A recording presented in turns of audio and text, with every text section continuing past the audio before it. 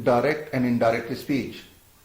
अब हम समझेंगे कि डायरेक्ट स्पीच क्या होती है, इनडायरेक्ट स्पीच क्या होती है और दोनों में अंतर क्या होता है। Direct speech, when we use actual words of speaker we call direct speech. जब हम वक्ता के शब्दों को as it is as use करते हैं तो हम उसे डायरेक्ट स्पीच कहते हैं। For example, Ram said I am इल।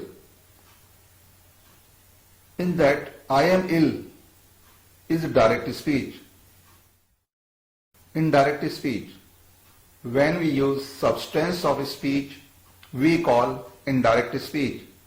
जब हम स्पीकर के शब्दों को as it is as use नहीं करते, उसका सारांश रिप्रेजेंट करते हैं तो हम उसे इनडायरेक्ट स्पीच कहते हैं। For example, Ram said that he was ill. अब हम कुछ रिपोर्टेड स्पीच के रिमेंबरिंग पॉइंट को एक्सप्लेन करते हैं।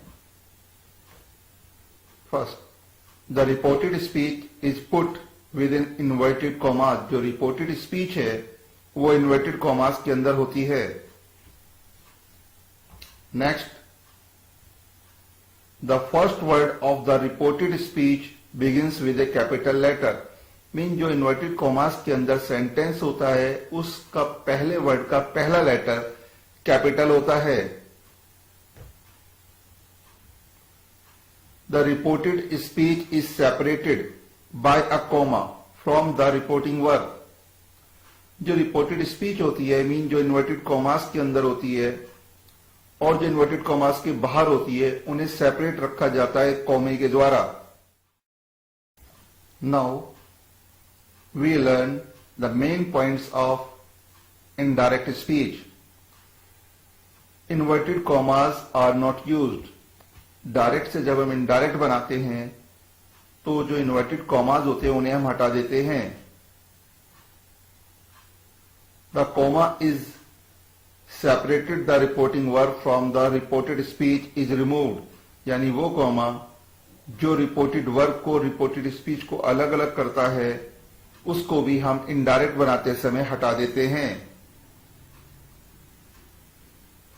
The tense of the reporting verb is never changed. Mean जो इन्वर्टेड कॉमा से बाहर रिपोर्टिंग वर्ब होती है उस रिपोर्टिंग वर्ब का हम टेंस डायरेक्ट में या इनडायरेक्ट में चेंज नहीं करते हैं।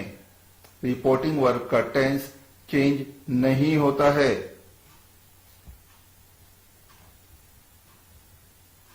The question marks and the marks of exclamation are not used.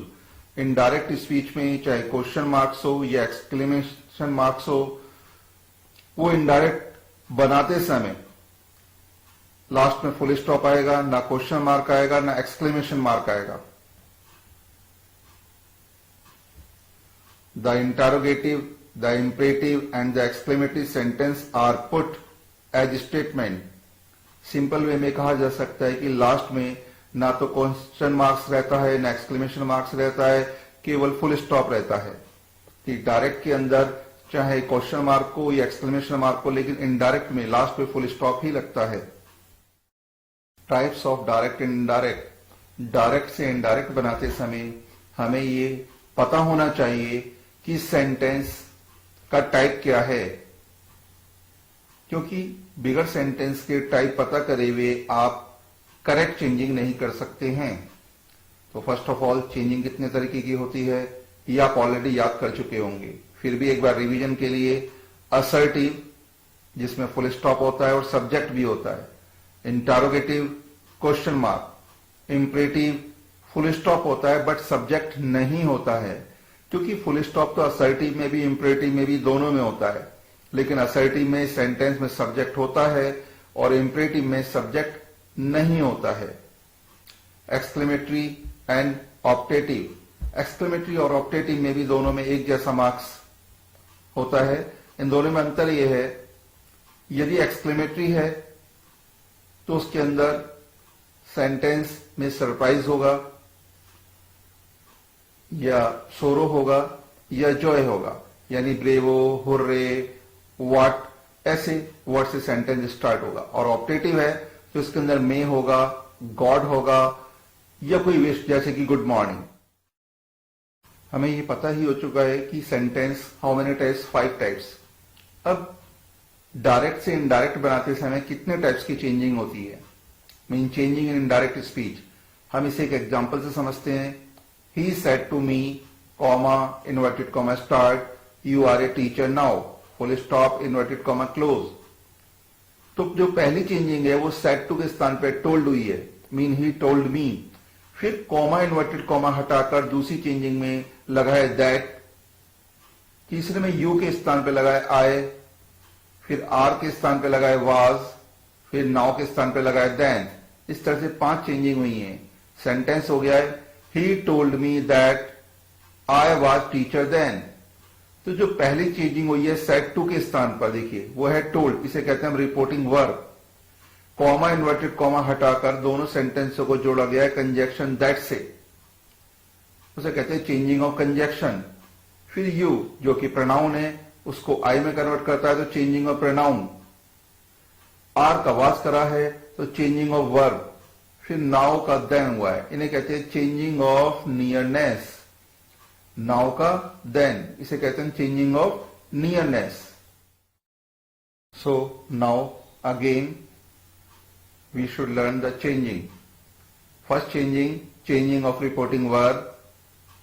Second changing, changing of conjunction. Third changing, changing of pronoun. Fourth, changing of verb. And fifth, changing of nearness. इसमें सबसे पहले जो हम changing याद करेंगे वो करेंगे changing of nearness. Changing of nearness, जैसा कि आप देख रहे हैं हेडिंग चेंजिंग ऑफ नियरनेस। तो डायरेक्ट में यदि ये वर्ड्स होंगे तो इनडायरेक्ट में ये इसमें चेंज हो जाएंगे, जैसे this, that, these, those, here, there, now, then, just, then, ago, before, thus, so, hence, thence, hither, thither, come, go, today, that day, yesterday, the previous day, या the day before, tomorrow the next day या the following day, last day, year, night, ये change हो जाते हैं the previous day, year या night. Next week या year या day, converting the following week, year, day. The day after tomorrow, in 2 days time, the day before yesterday, 2 days before, a year ago, a year before या the previous year। जैसा कि पहली changing हो चुकी है, changing of nearness. Now next changing, changing of tense. Rule number first, यदि reported verb present और future tense में हो तो रिपोर्टेड स्पीच में टेंस संबंधी चेंजिंग नहीं करते। हम इसे एग्जाम्पल के द्वारा समझते हैं। He says to me, comma, inverted comma start, Ravi is good teacher, full stop, inverted comma close. तो इसमें हम देखते हैं जो ही सेज टू मी है ये रिपोर्टेड वर्ब है और Ravi is a good teacher जो इन्वर्टेड कॉमास के अंदर ये रिपोर्टेड स्पीच है।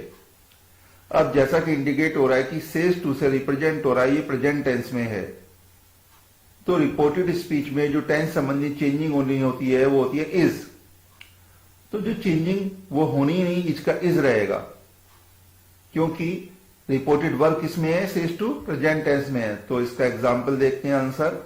ही tells me that Ravi is good teacher, यानी कि सेज टू का टेल्स लेकिन टेंस चेंज नहीं हुआ है और Ravi is a good boy, Ravi के साथ इसका इज रहा है, गुड टीचर आया है। यानी सिंपल है, यदि रिपोर्टेड वर्ब यानी कि रिपोर्टेड वर्ब जैसे यहां सेज टू है, ये प्रेजेंट टेंस में है, तो रिपोर्टेड स्पीच में इज का वाज या कुछ और चेंज नहीं हुआ है, इसका इज रहा है, क्योंकि टेंस संबंधी चेंजिंग इसमें नहीं हुई है। नेक्स्ट एग्जांपल देखते हैं इसी में ही, क्योंकि ये कहा गया यदि रिपोर्टेड वर्ब प्रेजेंट और फ्यूचर टेंस में हो तो रिपोर्टेड स्पीच में टेंस संबंधी चेंजिंग नहीं होंगे। तो प्रेजेंट का एग्जांपल तो आप देख चुके हैं। Now future, he will say to me, comma, inverted comma start, Ravi is good teacher. तो विल से, जो विल से है ये फ्यूचर टेंस को रिप्रेजेंट करता है। इसमें भी रवि के साथ जो रिपोर्टेड स्पीच में इज है वो इसका इज रहेगा। तो same example, he will tell me that Ravi is good teacher. एक बार फिर विल से होने के कारण जो रिपोर्टेड स्पीच में इज है उसका इज ही रहेगा, यानी टेंस संबंधी चेंजिंग इसमें नहीं होगी।